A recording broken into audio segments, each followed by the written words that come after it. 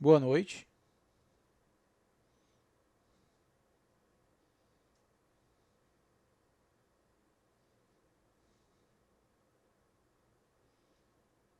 Vocês estão me ouvindo?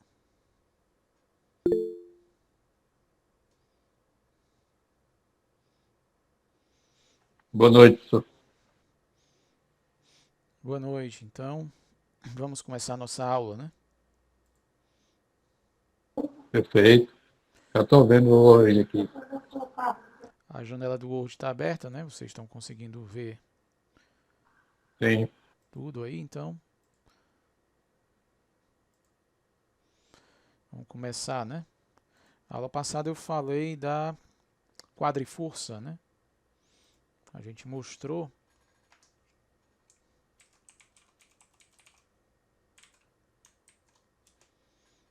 a seguinte relação.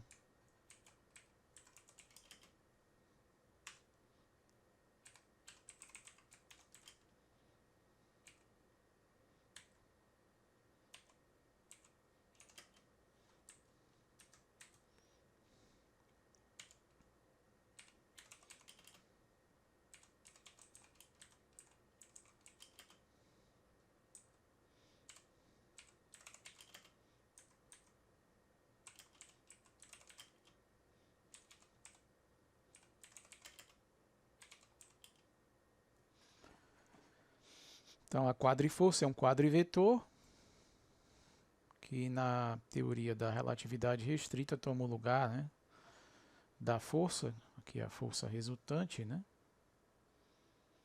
Então, é um quadrivetor que tem componente temporal igual ao fator de Lorentz, multiplicado aí pela potência relativística, né? Que é F escalar V. Isso aqui é a potência relativística. Aqui eu tenho a força F, né? Resultante, que é a derivada do momento relativístico, momento linear relativístico em relação ao tempo. Então, isso aqui é a dinâmica relativística, né? Que vai substituir aí as leis de Newton, né? A segunda lei de Newton agora vai ser aqui expressa em termos da derivada do momento relativístico, dp dt, onde o p é a massa da partícula vezes o fator de Lorentz vezes a velocidade.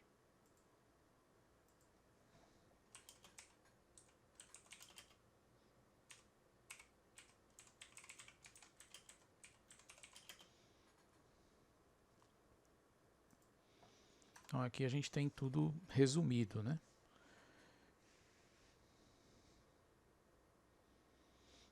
E agora eu vou fazer um exercício, uma aplicação disso.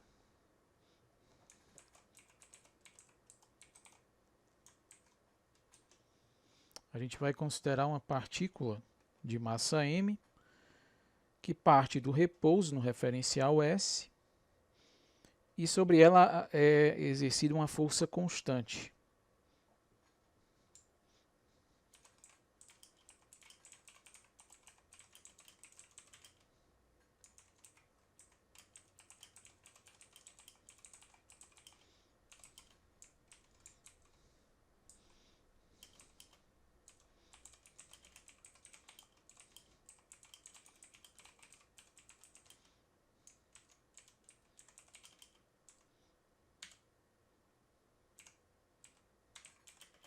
Essa força constante ela atua aí na direção do eixo x.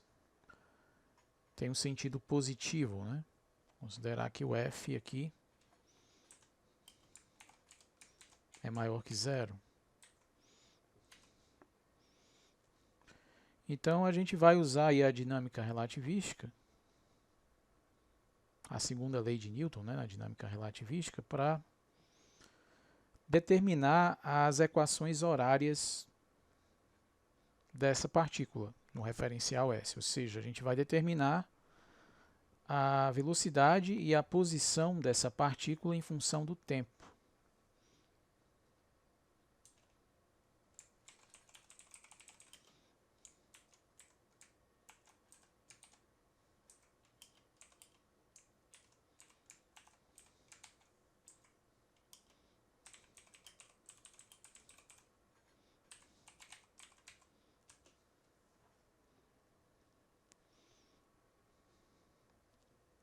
Então a solução, né, é usar aqui a segunda lei de Newton com o momento relativístico.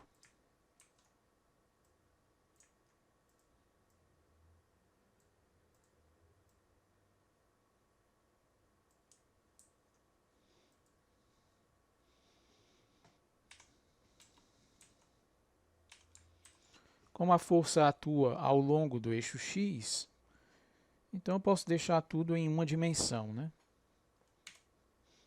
Escrever simplesmente F igual a derivada em relação ao tempo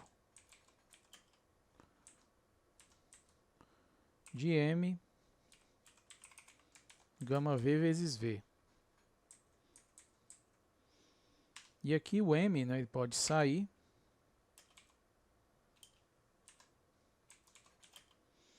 E eu fico com a derivada em relação ao tempo de gama v vezes v.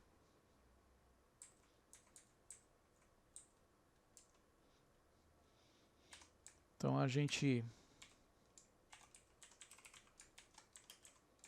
tem que resolver essa equação diferencial aqui. A derivada de gama vezes v é igual a f sobre m. Bom, aqui é fácil integrar, né? Vou integrar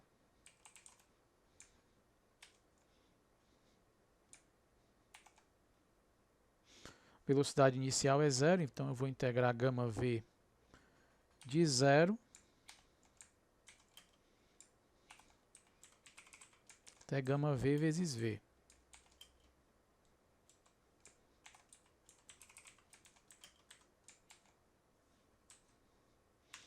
E do outro lado, f sobre m é constante, então eu integro no tempo de 0 até t. Que vai dar simplesmente f vezes t dividido por m.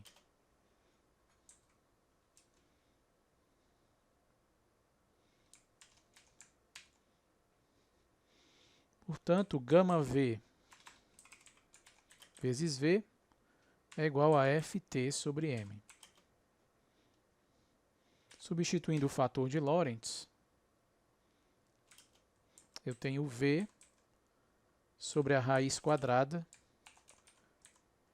de 1 menos v ao quadrado igual a ft dividido por m.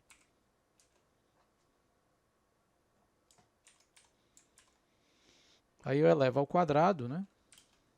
Então fica v ao quadrado sobre 1 menos v ao quadrado igual a ft sobre m elevado ao quadrado.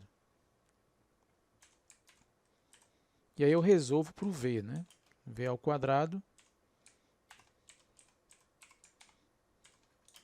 é igual a ft sobre m ao quadrado vezes 1 menos v ao quadrado.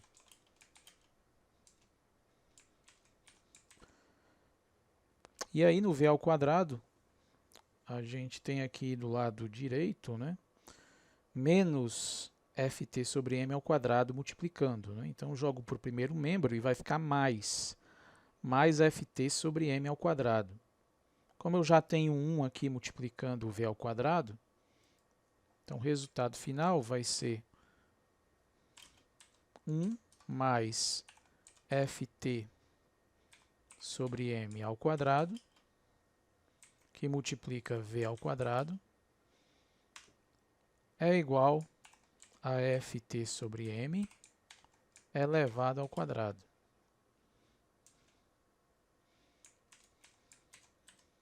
Portanto, v ao quadrado vai ser igual a ft sobre m ao quadrado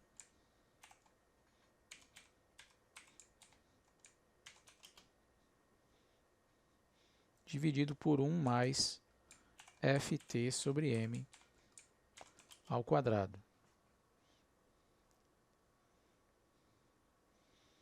Resta aí tirar a raiz quadrada para achar o v, né?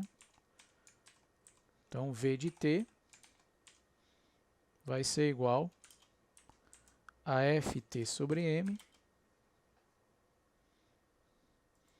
dividido por 1 mais ft dividido por m ao quadrado elevado ao meio, né? Tirar a raiz quadrada aqui.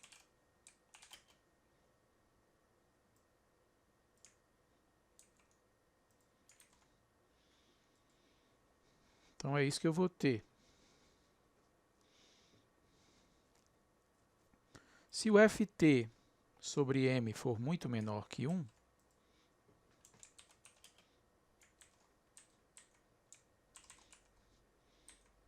então nosso v de t recupera aí a forma newtoniana, né? O v de t vai ser aproximadamente ft sobre m. Porque esse termo aqui na raiz vai ser muito próximo de 1. E na mecânica de Newton, quem é F sobre m é aquela aceleração, né, que o corpo adquire sob a ação da força F, né?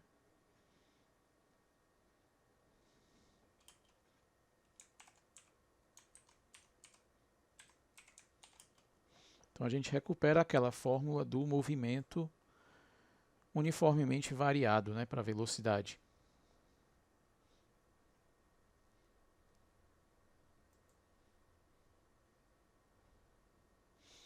Por outro lado, no limite de tempo muito grande,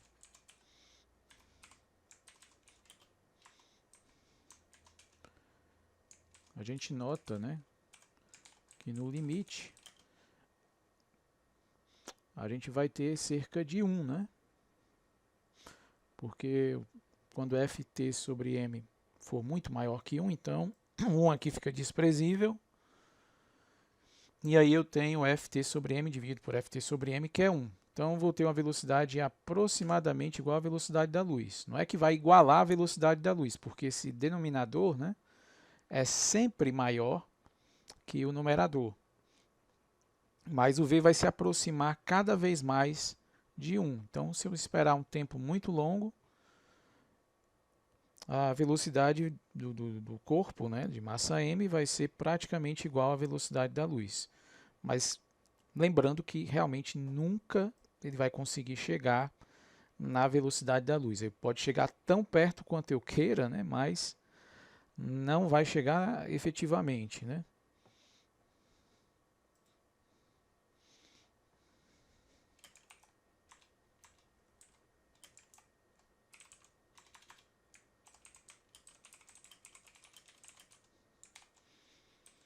Então a velocidade do corpo vai ser sempre menor que a velocidade da luz.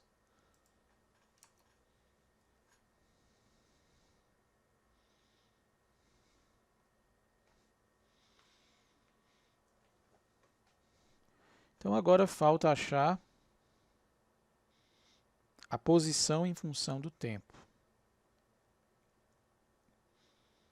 A gente já tem aqui a velocidade, né? Então, o procedimento para se chegar na posição em função do tempo é integrar a velocidade.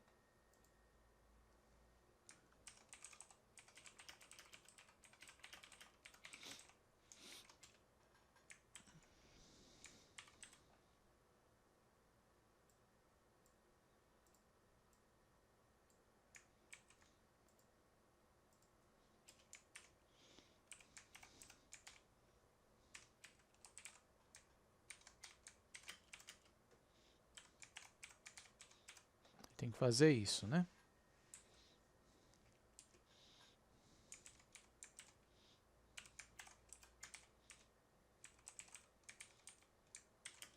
Então, integro de 0 a t a minha velocidade, que é esse cara aqui, né?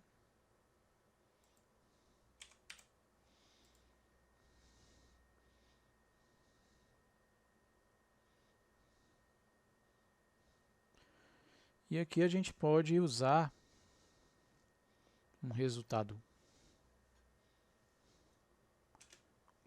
que eu acho que é bem conhecido, né?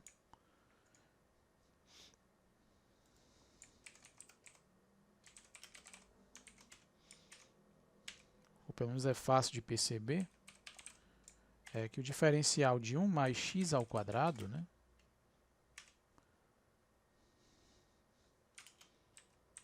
é x sobre a raiz de 1 mais x ao quadrado dx. Isso tem exatamente essa forma aqui que a gente está vendo no integrando, né? No caso ft sobre m faz o papel de x.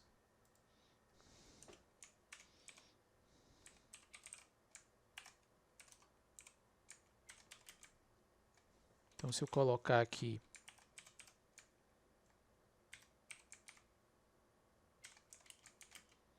o diferencial de raiz de 1 mais ft sobre m ao quadrado, isso aqui vai ser igual, no caso, ao meu x, que é o ft sobre m, sobre a raiz de 1 mais x ao quadrado. E aqui eu coloco no lugar do dx, né, o diferencial de ft sobre m.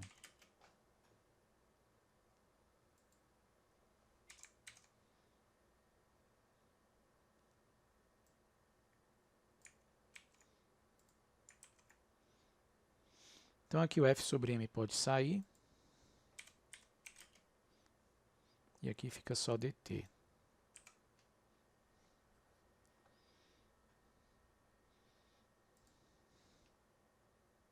Que é exatamente aqui o meu integrando, né?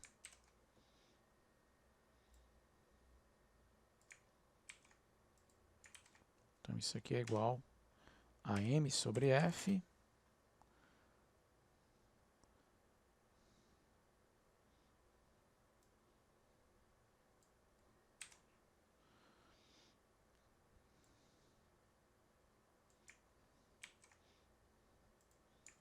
que multiplica esse diferencial aqui.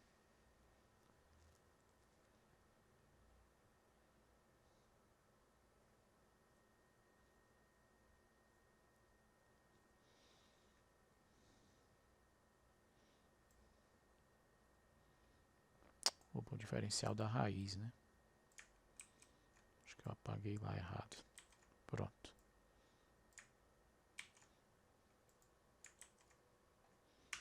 Agora está certo. Pronto, o diferencial dessa raiz, né, seguindo essa regra aqui, vai ser esse cara.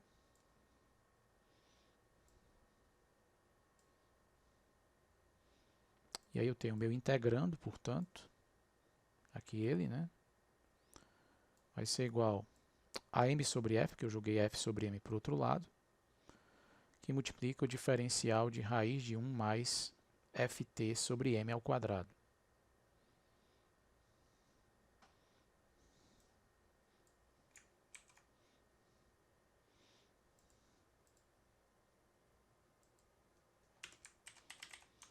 Então, meu x de t, a integral desse cara aqui, né? Aí eu vou substituir por isso aqui.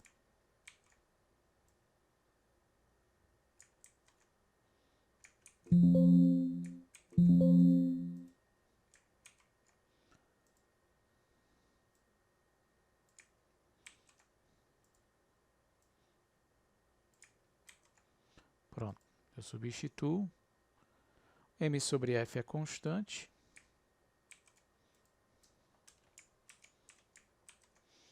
E aí vem essa raiz.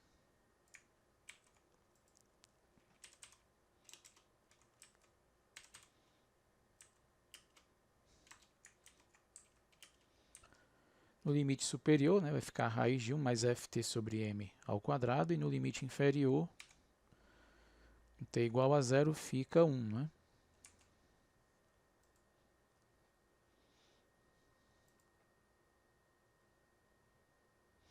Então, essa vai ser a expressão para posição, né? Posição em função do tempo.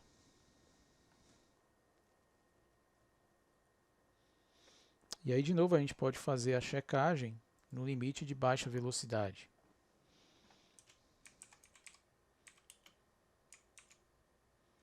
Aqui eu posso também colocar a definição daquele A, né? A sendo F sobre M, né?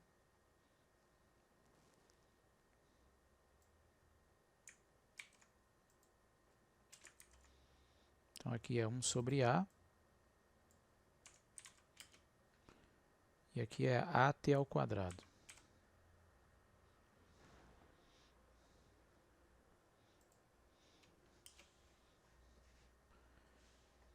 Então, para AT muito menor que 1,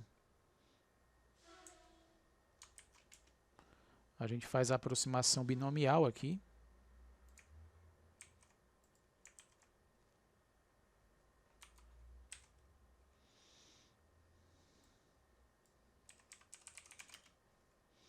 E aqui eu vou ter 1 mais 1 meio de AT ao quadrado.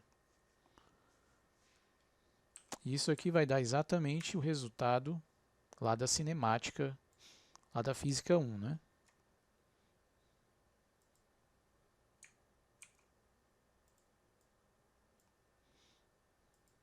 Corta com menos 1.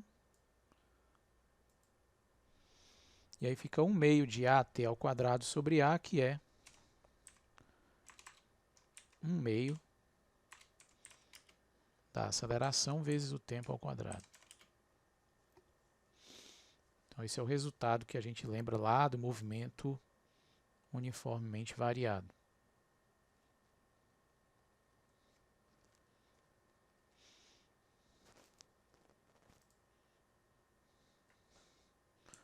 Já para o caso em que AT é muito maior que 1, depois de um tempo muito longo, então x de t vai ser aproximadamente 1 sobre A, que multiplica AT menos 1, né? Caso AT ao quadrado fica muito maior que 1, então aqui eu vou ter praticamente a raiz de AT ao quadrado, né? Então aqui vai ficar aproximadamente, igual AT menos 1 sobre A. E se o t for muito grande, eu posso desprezar 1 sobre A, né? Aproximadamente t. Então aqui a gente vê uma velocidade constante praticamente igual a 1, né? Então se eu esperar um tempo suficientemente longo, a minha partícula vai estar sempre próxima ali da velocidade da luz, e aí meu movimento vai ser um movimento praticamente uniforme, né?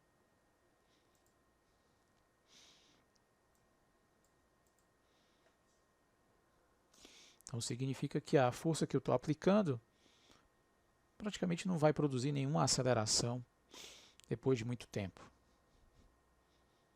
Certo?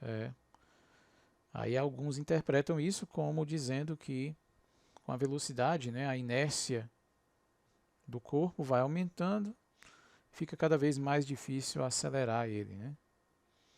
Mas a gente quer ser bem rigoroso, a gente tem que falar aqui que isso é uma consequência direta da definição do momentum na teoria da relatividade, que implica que o momentum ele vai se aproximar do infinito à medida que eu me aproximar da velocidade da luz.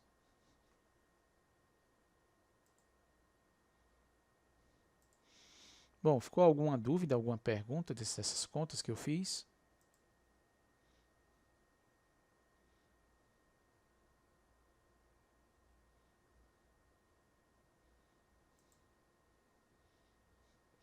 Tá tudo claro?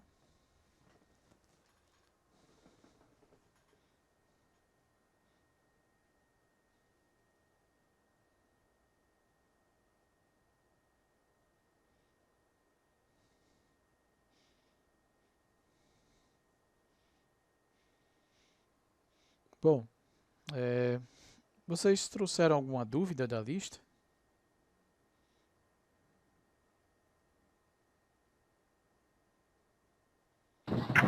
Só consegui mexer nas 4 primeiras.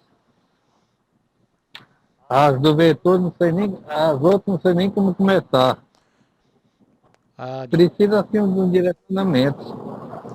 a de quadro e vetor? Da quinta em diante, né? Então, deixa eu ver aqui o que é que eu posso ajudar.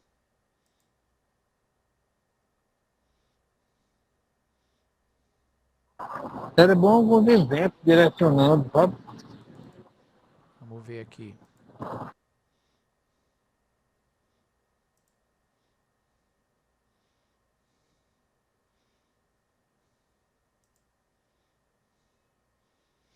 A lista de exercício.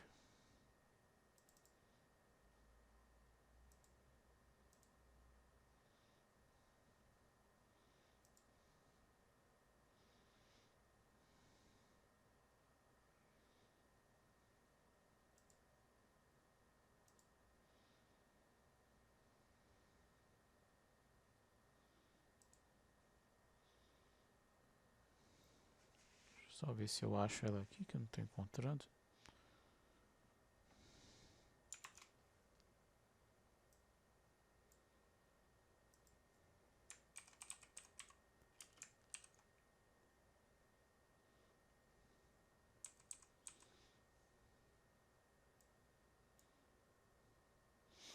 Lista de física moderna.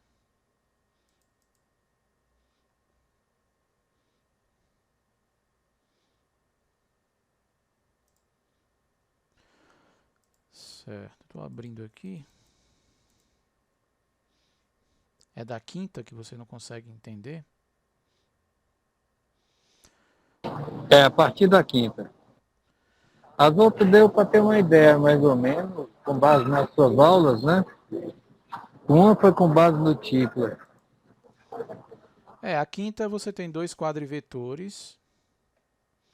E ele pede para mostrar que tem uma quantidade A0B1 menos A1B0, que é invariante sob transformações de Lorentz, né? Aí o que foi que você não entendeu aí?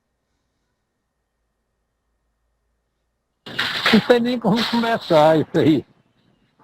Não, vamos pensar um pouquinho. O que é essa invariância?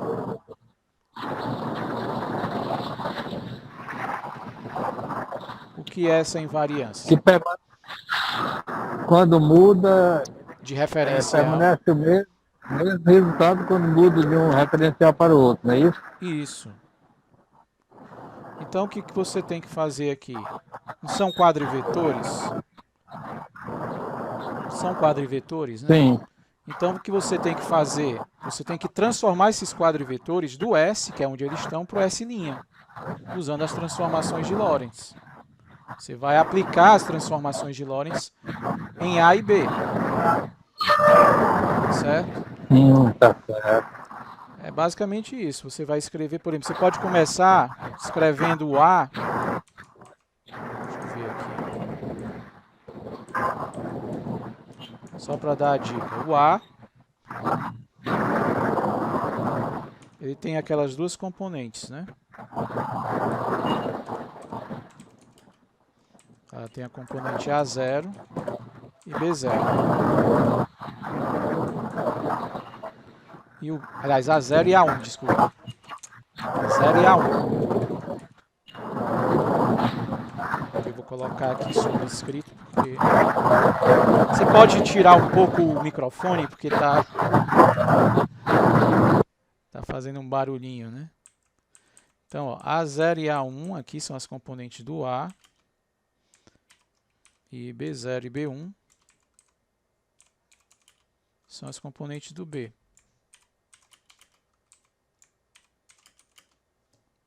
O componente 0 é componente temporal, componente 1 é componente x. E aí você tem a transformação, né? Como é que vai ficar o A'? O A' aqui.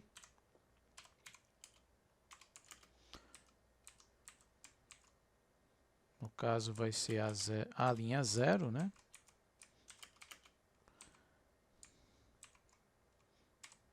A linha 1. E aí tem a relação de transformação, né? É aquela matriz de Lorentz.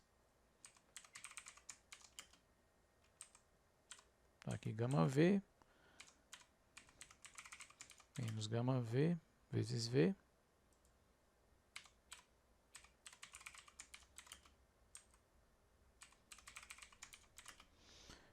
Que vai multiplicar esse cara.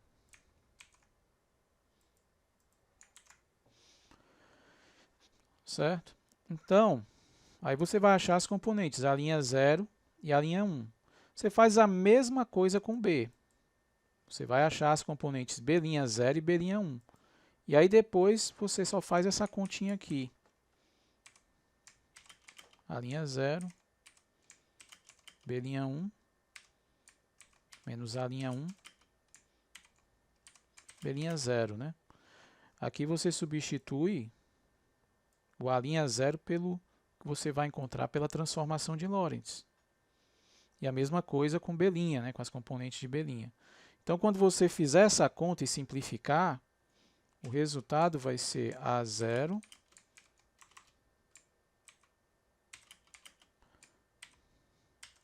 B1 menos A1 B0. É só você fazer essa conta.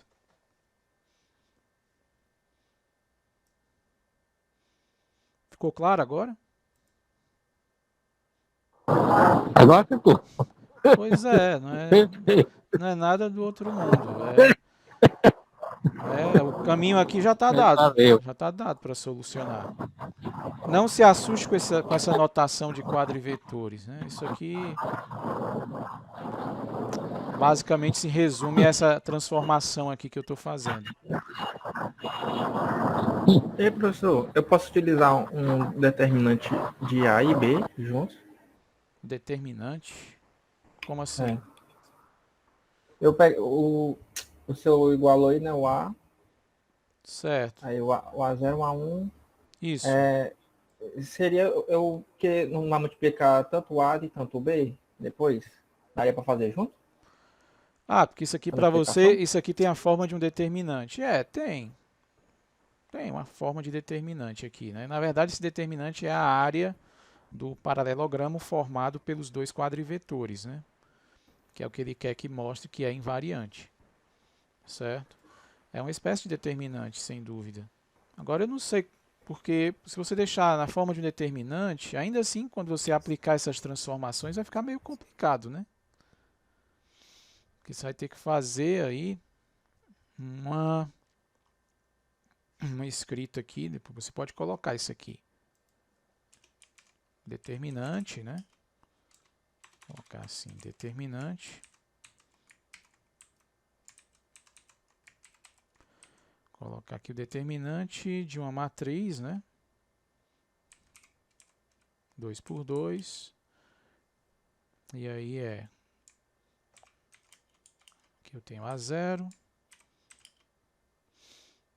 Aqui eu tenho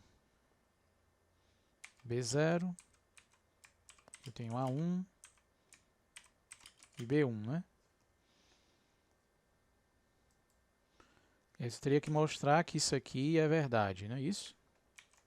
Agora eu não sei qual a vantagem que você teria.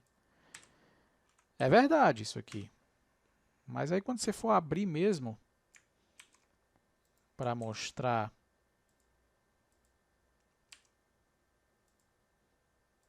a igualdade, né? Para provar isso aqui, você teria que usar de qualquer maneira o boost de Lorentz, né? Então, não sei se ajudaria, se seria vantajoso, né?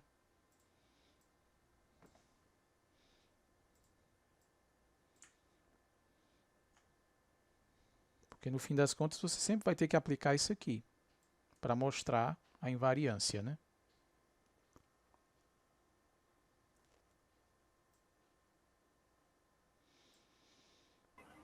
Show, ok. Mas esse é o caminho, né? para a quinta.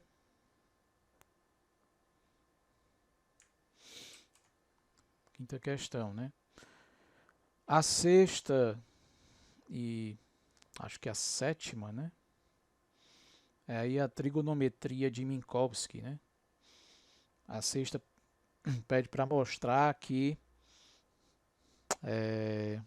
a soma de dois quadrivetores puros é um quadrivetor puro, né? Ele dá a definição de quadrivetor puro. Na verdade, é um quadrivetor que tem uma característica de ser do tipo tempo, né? E que a sua componente temporal em algum referencial é positiva. Então, é um quadrivetor que está apontando para o futuro em algum referencial, né? Ele não é um quadrivetor que está apontando para o passado, ele aponta para o futuro. Então, para quadrivetores desse tipo, ele quer que você prove que a soma de dois quadrivetores puros é um quadrivetor puro, né, no item A, e depois ele brinca com triângulos formados por quadrivetores desse tipo. Então, eu queria que vocês primeiro tentassem brincar com isso aí, né, e depois trouxessem a dúvida e perguntassem: eu não estou conseguindo sair daqui, não estou entendendo isso, né, porque eu não tenho, eu quero ver até onde vocês conseguem trabalhar por conta própria, né? Talvez como eu abri essa quinta aqui, fique mais claro essa ideia do quadrivetor, que não é um monstro, não é um bicho de sete cabeças, é um vetor comum, é só que ele obedece a essa lei de transformação de componentes que é dada pelo boost de Lorentz, não tem nenhuma coisa assim extraordinária em relação a eles do ponto de vista matemático. Então, essa trigonometria de Minkowski vai ser bem parecida com a trigonometria euclidiana, só trocando as funções trigonométricas comuns por funções hiperbólicas, né? Então, tentem mexer aí nessas outras questões, na 6 e na 7, né? E aí, as dúvidas que vocês tiverem, vocês podem trazer na próxima aula.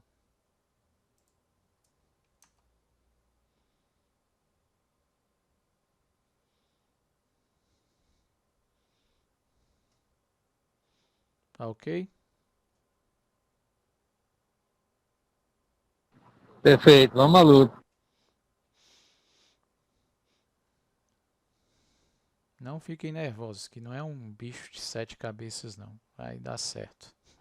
O grande problema é a linguagem, é porque é algo totalmente novo, inusitado mesmo, aí a gente se perde um pouco porque a gente não domina ainda, né?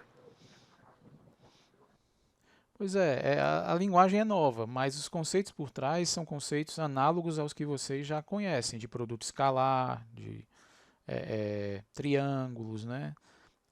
A álgebra de vetores. O que você vai ter que mudar é só o modo como você calcula o comprimento de um vetor, como é que é a definição do produto escalar. Mas o resto é análogo ao que vocês já conhecem da trigonometria, certo? A trigonometria com seno e cosseno normal, né? Então, não é... Se você pensar nessa analogia, não é tão difícil, não.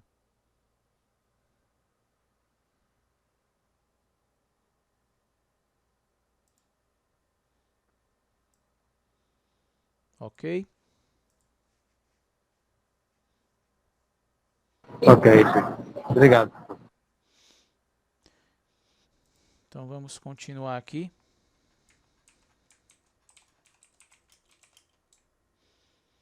Trabalhar agora com um sistema de partículas.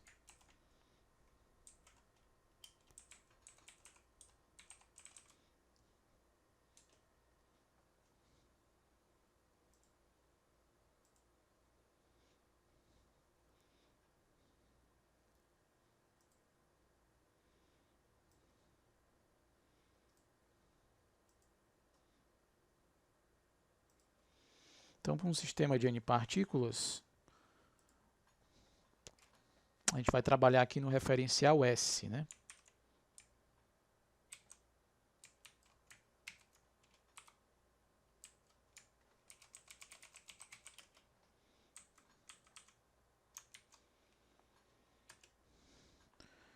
Então, cada partícula possui o seu quadrimomentum, né, em S. Então, a partícula 1, que o índice inferior indica a partícula, né? A partícula 1 tem o seu quadrimomentum,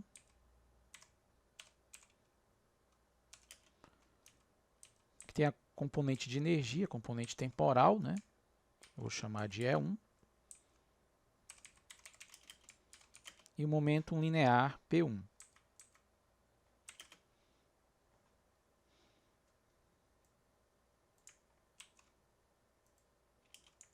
Para a partícula 2,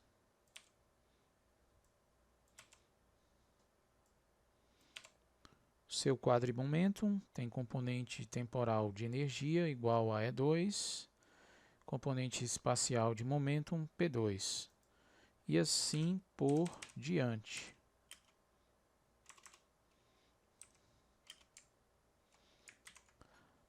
Até chegar na enésima partícula.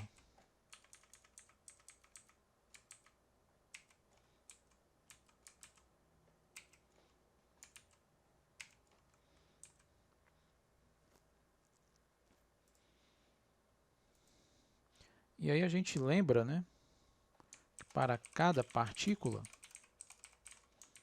a gente tem aquela relação, né, energia ao quadrado menos momentum ao quadrado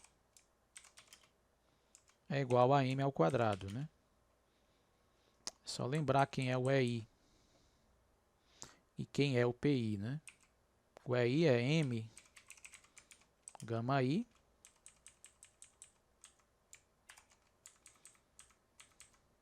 que eu elevo ao quadrado, e o PI ao quadrado vai ser m VI gama I ao quadrado. O VI é a velocidade da iésima partícula e o gama I é o seu fator de Lorentz correspondente em S. Estamos colocando aqui o m ao quadrado em evidência, né, e o gama I ao quadrado. Aqui fica multiplicando 1 menos VI ao quadrado. E aí a gente lembra que o gama I ao quadrado é 1 sobre 1 menos VI ao quadrado, né? Então isso aqui vai dar 1, e aí só sobra m ao quadrado. Então a massa, no caso aqui, posso colocar até uma massa MI, né?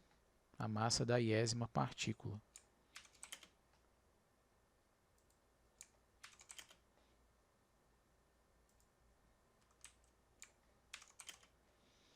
Então a massa da iésima partícula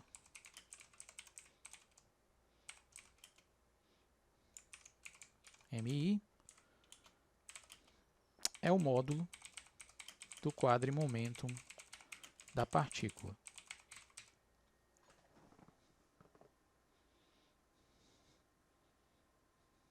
Então, na relatividade, o que é a massa? A massa é o módulo do quadrimomentum.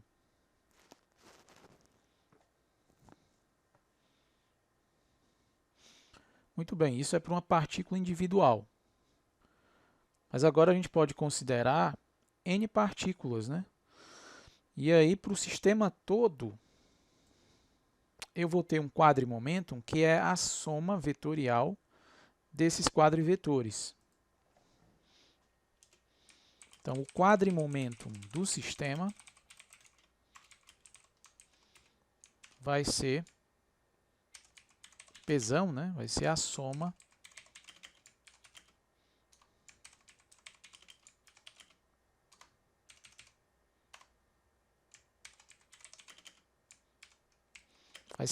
de todos os quadrimomentos individuais das partículas que formam esse sistema. Posso escrever como um somatório, né?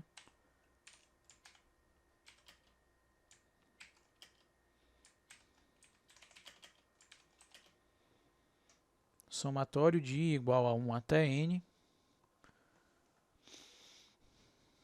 de PI, né?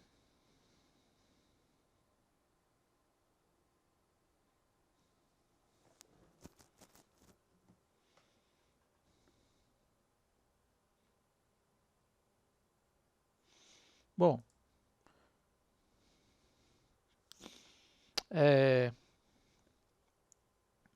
com essa definição do quadrimomêntum do sistema e olhando para a massa, né, como ela é definida na teoria da relatividade, né, a massa de uma partícula é o módulo do quadrimomêntum da partícula, para o sistema vai ser a mesma coisa, certo?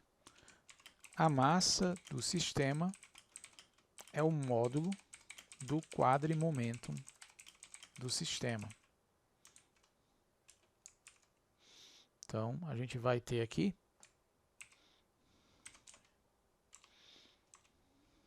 que o M vai ser o módulo desse P. E isso vai ter consequências muito importantes. Quando você for calcular a massa de um sistema de partículas na teoria da relatividade, você não vai somar as massas das partículas, você vai olhar para o quadrimomêntum total do sistema e vai tirar o seu módulo. E isso implica que a massa do sistema como um todo não vai ser mais igual à soma das massas das partes que formam o sistema. Ou seja, a massa ela não vai mais ser aditiva, né?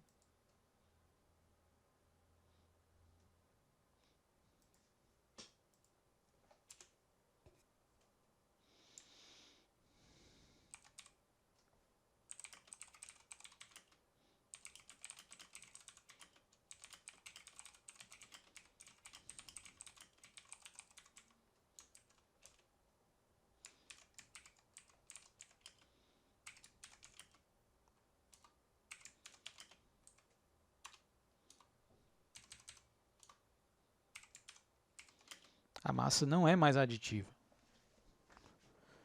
Você não pode mais calcular a massa somando as massas dos componentes. Na relatividade isso não funciona.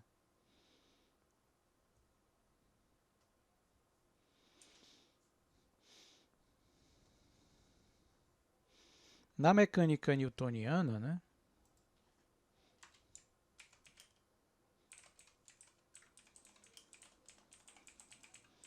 um sistema de partículas conserva o seu momento total na ausência de interações com o mundo externo.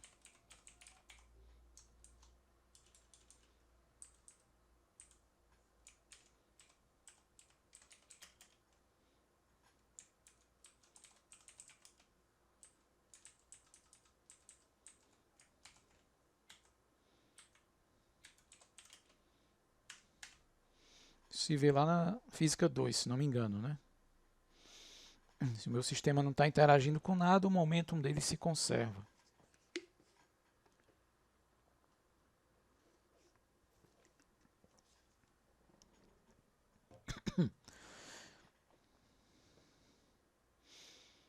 E a mesma coisa vai acontecer na dinâmica relativística, né?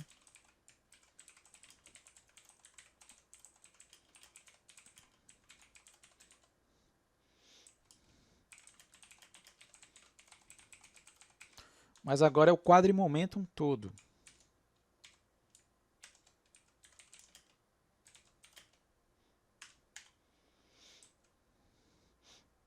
O quadrimomêntum total não vai variar no tempo, se não houver nenhuma interação externa. Isso significa que numa colisão entre partículas, uma colisão relativística,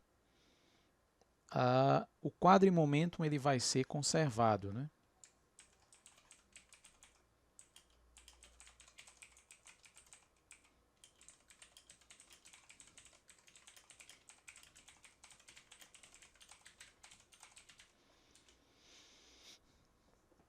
Como o quadrimomêntum tem a componente de energia e de momento, Então isso significa que na teoria da relatividade a conservação do quadrimomento implica na conservação da energia e na conservação do momento linear.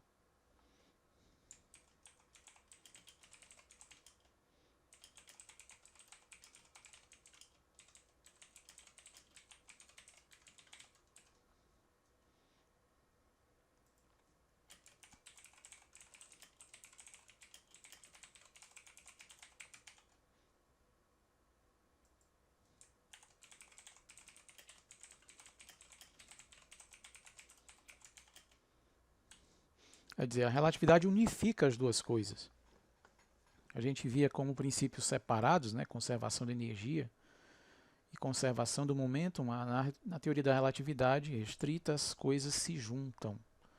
Tem um único princípio de conservação, que é a conservação do quadrimomento, que me garante, que implica, né, na conservação da energia e na conservação do momento linear.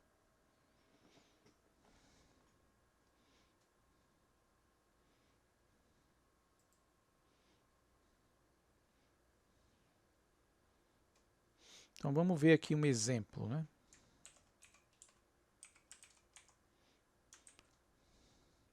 Primeiro um exemplo em relação à massa, né? A não aditividade da massa.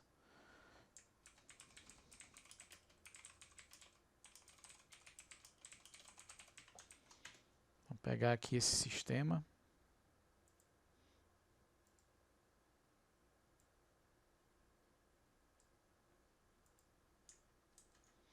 Duas partículas de massas iguais.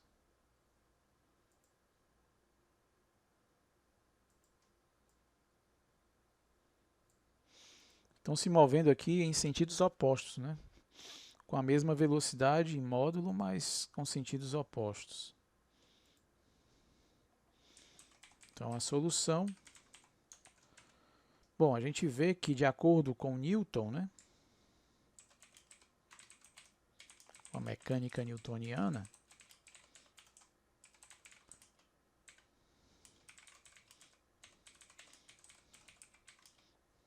quanto é a massa desse sistema? Isso aí é fácil, né? De acordo com a mecânica newtoniana, qual é a massa desse sistema aqui, pessoal?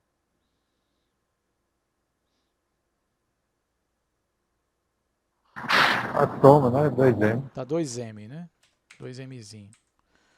Mas será que na relatividade vai ser a mesma coisa? Vamos ver aqui, né? No caso relativístico, vamos ver aqui, quadrivetor Pzão, aqui para a partícula 1, né? Vai ser igual a m gama v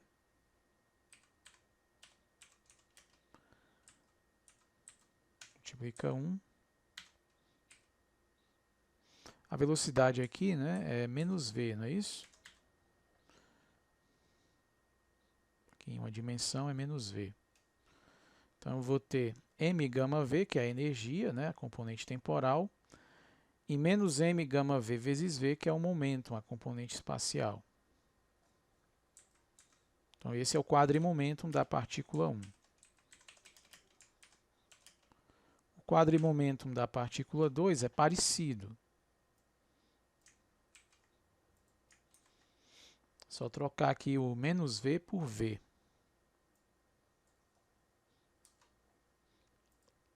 Ou mais v, né? O fator de Lorentz dessas duas velocidades é o mesmo, né? Então coloquei aqui simplesmente gama v. E aí agora a gente olha para o quadrimomentum do total, do sistema todo, né? Então é P1 mais P2.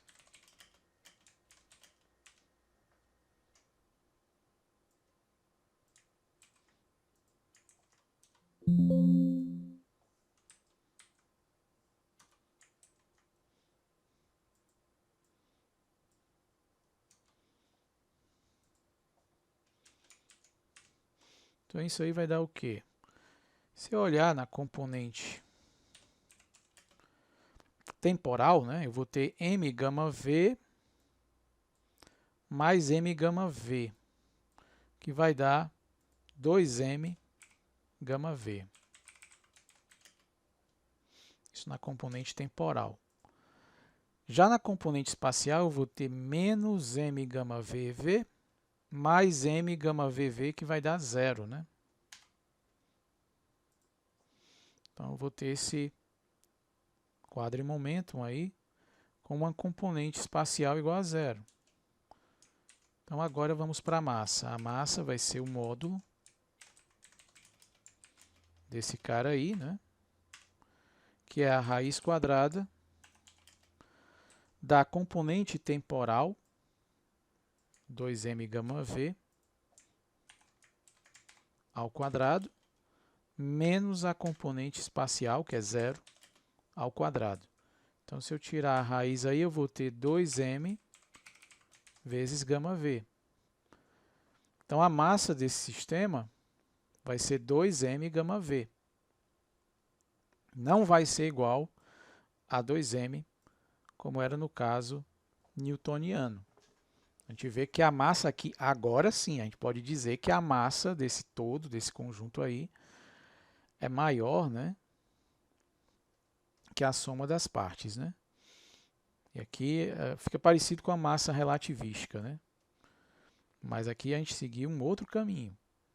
Na massa relativística, a ideia é de que uma partícula com certa velocidade aumenta a sua massa. E não é o que está acontecendo aqui. As duas partículas têm as suas massas constantes e iguais a m. Mas o todo, o conjunto, não. O conjunto não vai ter uma massa 2m. O conjunto vai ter uma massa maior que 2m. Eu multiplico 2m pelo fator de Lorentz, né? Então, é 2m sobre a raiz quadrada de 1 menos v ao quadrado, que é maior que 2m.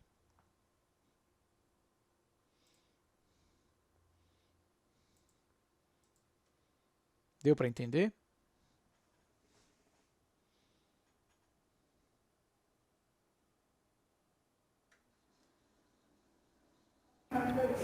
Professor, no caso aí, a velocidade é a mesma, só com o sentido contrário. Isso, exatamente. Ok. Tem o sentido oposto aqui, ó. Menos v e mais v.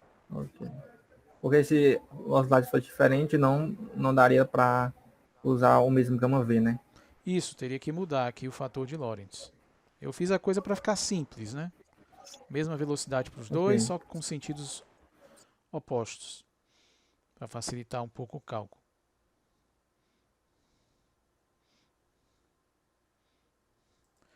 Agora a gente pode imaginar, né? Se as duas partículas se movessem com a mesma velocidade,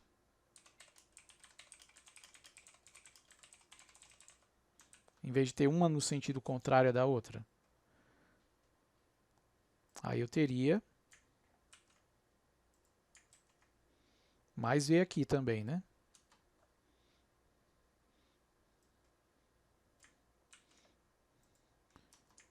E aí somando, né? Agora não teria mais esse cancelamento aqui na componente espacial. Então aqui eu teria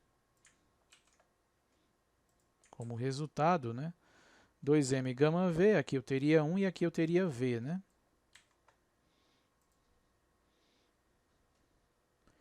E aí o módulo do quadrimomentum seria aqui a raiz quadrada de 2m gama v ao quadrado menos, aí aqui no lugar de 0 eu teria 2m gama v vezes v ao quadrado, que daria 2m gama v, que multiplica a raiz quadrada de 1 menos v ao quadrado. E aí a gente vê que esse fator de Lorentz vai cancelar, né? E o resultado vai ser 2m.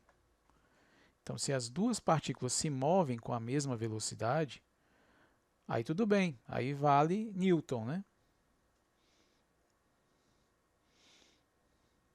A gente também pode pensar de outro modo aqui. A massa é 2m porque eu tenho, nessa situação em que as duas partículas se movem exatamente com a mesma velocidade, né, a mesma direção, mesmo sentido, mesmo módulo, eu tenho um referencial no qual as duas estão paradas, né?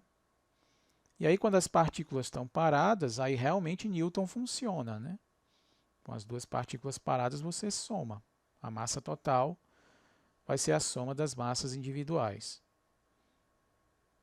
Mas se essas partículas tiverem velocidades diferentes, aí já não funciona Newton. Paradas, uma em relação à outra, né? Isso, uma parada em relação à outra, ou seja, tem um referencial no qual as duas estão paradas, né? Que é o referencial com velocidade v, no caso. O referencial em que elas... Agora eu não entendi porque quando era o negativo, zerou. E porque quando é positivo não fica 2V? Onde? Aqui? Não é, está aqui. Aí no parênteses. M gama VV, não é isso? Mais M gama VV, não é isso? Que dá, Ah, tudo dá bem. 2M gama Blocos, VV. 2 blocos. Ah, tudo bem. Está somando 2 correto blocos. aqui, Entendi. certo? Agora vem um exemplo mais interessante. Que eu tenho dois fótons. E esses fótons, vou colocar na mesma situação aqui. Certo? Só que não tem massa, né? O fóton, vocês sabem que não tem massa.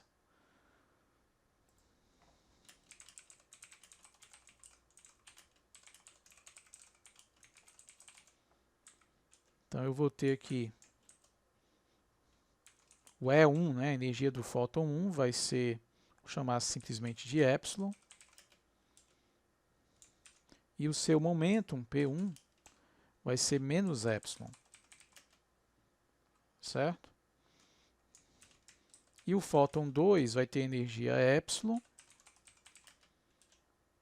e momentum P2 igual a mais epsilon.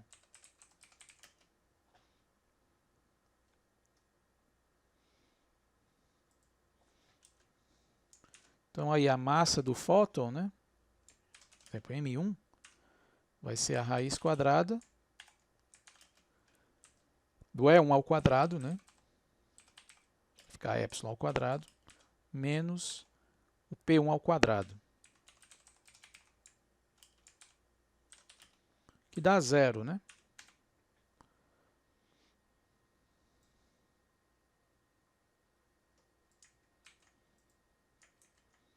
E o M2, raiz de epsilon ao quadrado, menos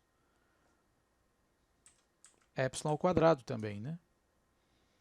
Então vai dar 0. Esses fótons não têm massa, como a gente já mostrou antes, né?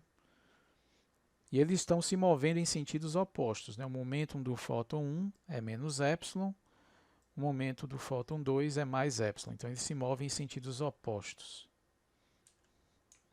Então, quadrimomentum P1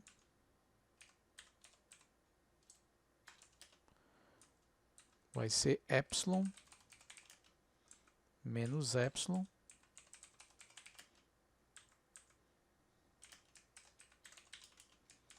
e o quadrimomentum P2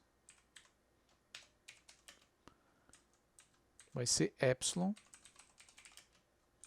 mais epsilon.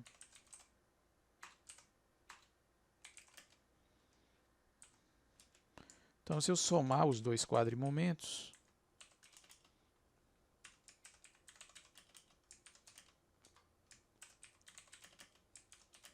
vou ter o quadrimomentum do sistema.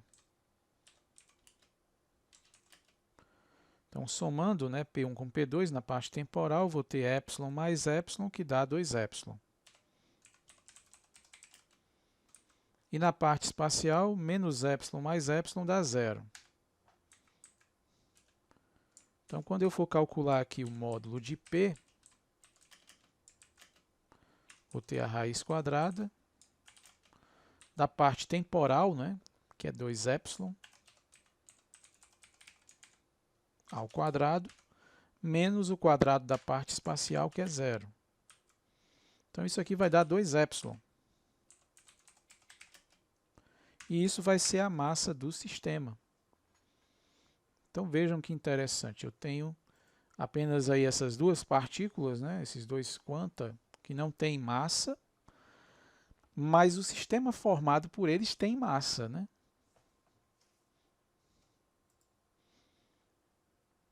É bem bizarro isso.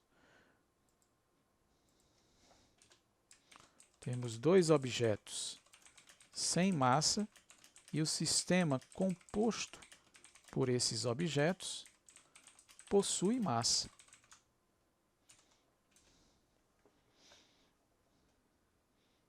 E isso é bem esquisito, né?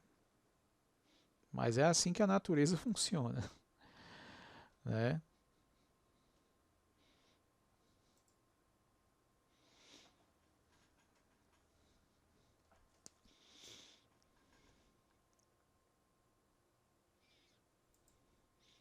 Vamos ver um outro exemplo aqui.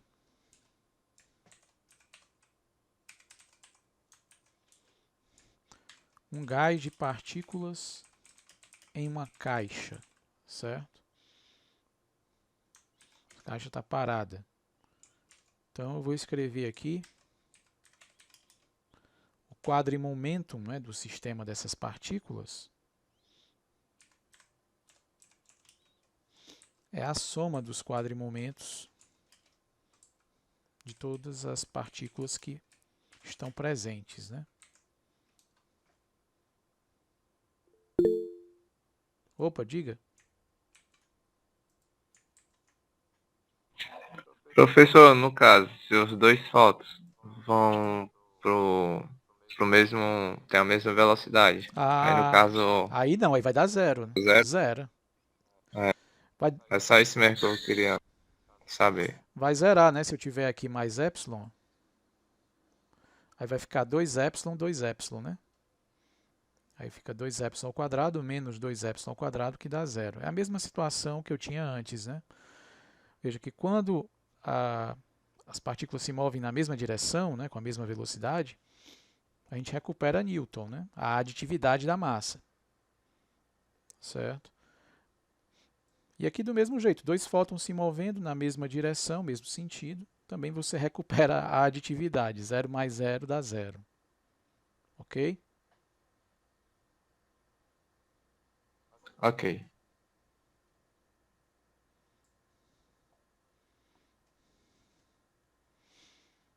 Então agora vamos pegar N partículas dentro de uma caixa, como um gás, né?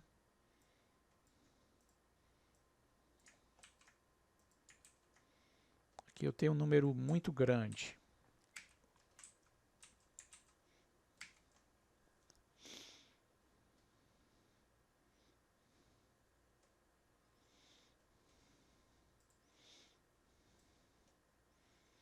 Então aqui eu estou somando todos os quadrimomentos e eu posso quebrar essa minha energia, né? Se eu quiser, em uma parte de repouso e uma parte cinética.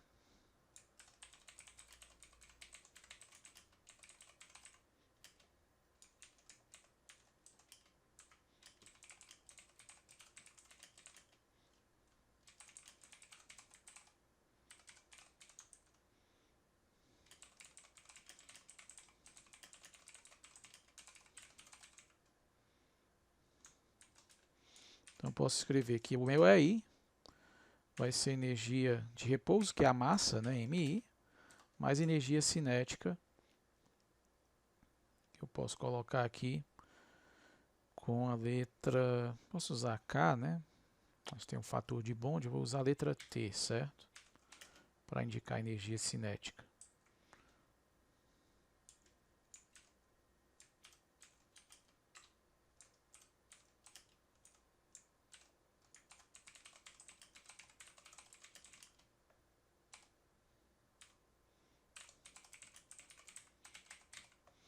E aqui é a energia cinética da iésima partícula.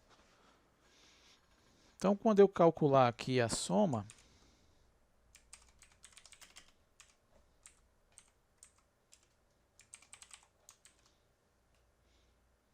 posso escrever como quadrivetor aqui resultante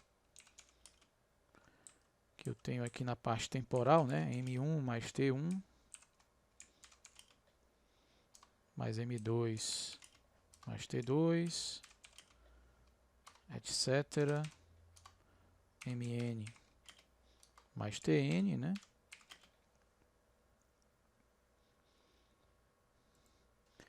E aqui no momento vai ter a soma P1 mais P2, etc.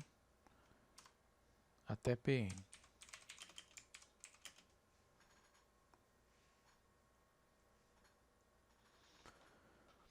Só que é um gás numa caixa parada, né? Então, acho que vocês viram a teoria cinética dos gases, né? Um gás, você tem um caos. Todas as moléculas, os átomos estão se movendo em direções aleatórias, né? Com velocidades obedecendo uma distribuição estatística, né? Mas com uma característica de simetria, né? Quer dizer o quê? Que a soma de todos os momentos lineares dentro dessa caixa das moléculas, dos átomos, né? Vai ser igual a zero. Senão a caixa vai andar para um lado, né? Se tiver mais momentum em uma certa direção, então a caixa vai começar a se mover nessa direção, né? Empurrada, né? Pelas colisões nas paredes, né? Então, como a caixa está parada, o seu momentum linear total, incluindo, né, o das partículas do gás, é zero. Então a gente vai ter isso aqui. P1 mais P2 mais etc. até Pn é igual a zero.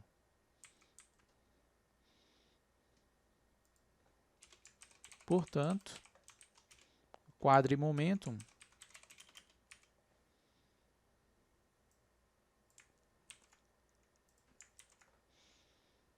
vai ter a componente espacial nula, né? E a gente já sabe o que é que acontece quando a componente espacial é nula. O módulo de P vai ser a parte temporal, né?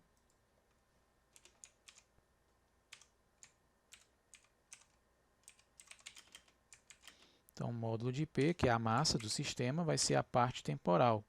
Então, aqui eu vou ter a soma das massas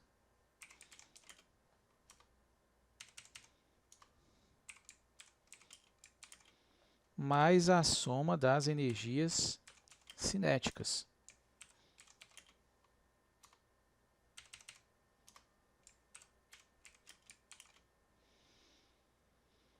Certo?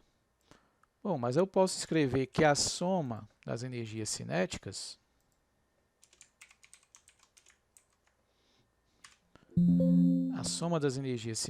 vai ser igual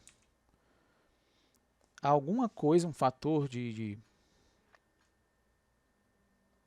proporcionalidade que vai depender do número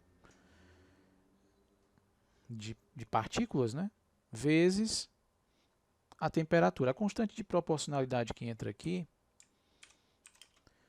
se as partículas não tiverem uma estrutura interna, né, vai ser só a contribuição da energia de translação, então vai ficar N vezes 3 meios de kBT, né?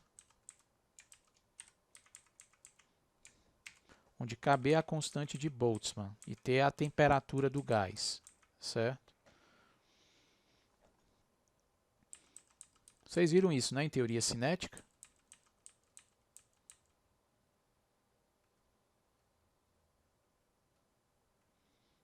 Algum de vocês já fez? Vocês já fizeram termologia, parte de termodinâmica?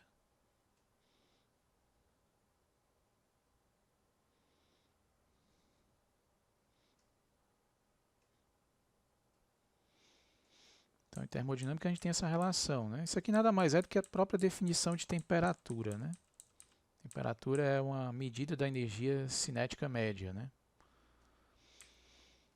Então, a gente tem essa relação aqui. Também posso escrever isso aqui como sendo a energia interna do gás, né?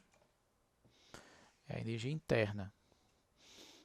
Então, a massa do gás vai ser a massa das partículas do gás Posso escrever assim, né?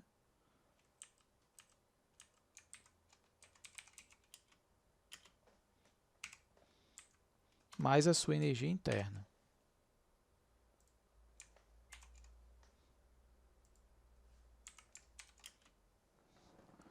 Certo?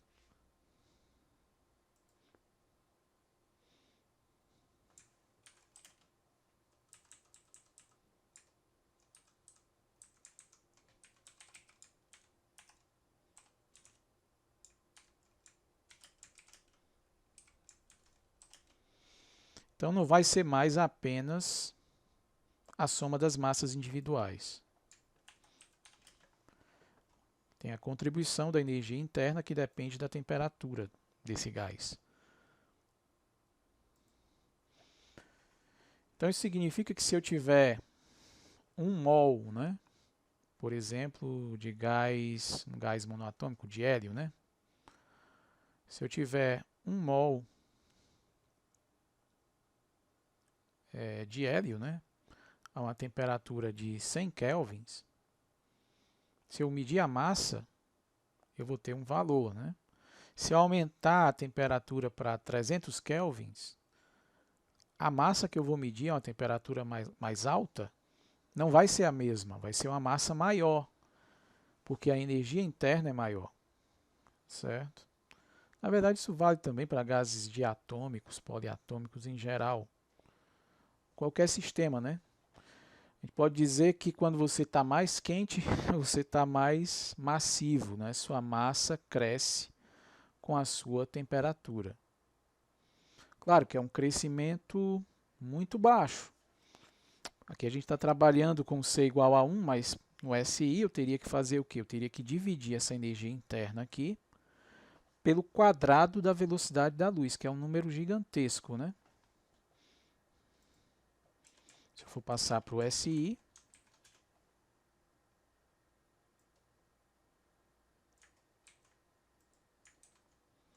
eu tenho que dividir essa energia interna pelo quadrado da velocidade da luz. Então a gente vê que realmente é uma contribuição muito pequena, né? Não dá para medir essa variação de massa usando os equipamentos que os químicos normalmente utilizam, né? Então lá, na reação química, né, a lei da conservação da massa, ela é meio que tem que ser modificada para incorporar essa energia, né? Se você não incorporar essa energia, aí você vai ter, vamos dizer, uma perda de massa, né, ou um ganho de massa no processo, né?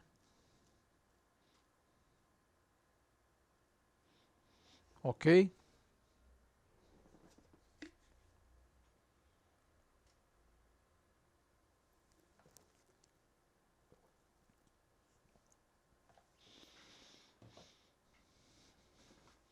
Bom, então eu vou parar por aqui hoje, né? A gente vai ver na próxima aula, no caso, como outra forma de energia pode contribuir para a massa, né? A gente vai ver que a energia potencial gravitacional ela também pode contribuir, no caso, em vez de aumentar a massa, ela vai reduzir a massa de um corpo, né? Nosso planeta, ele é um pouco mais leve, né, do que ele seria se todos os seus componentes, suas partículas estivessem separadas, né, por causa do efeito da gravidade. E aí a gente vai estudar mais alguns exemplos de sistemas, né, com fótons.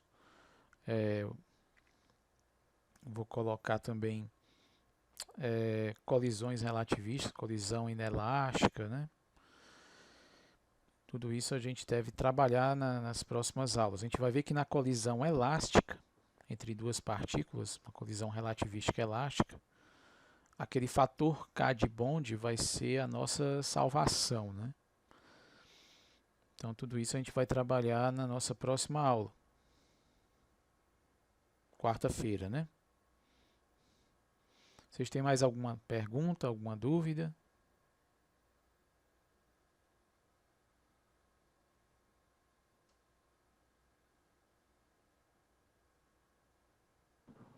Tem que estudar muito para poder começar a perguntar.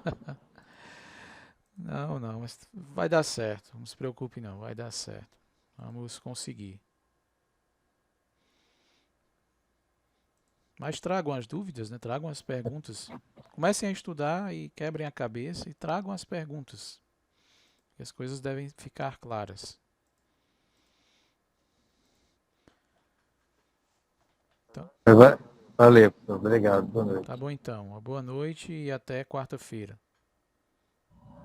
Valeu, professor. Boa noite. Boa noite.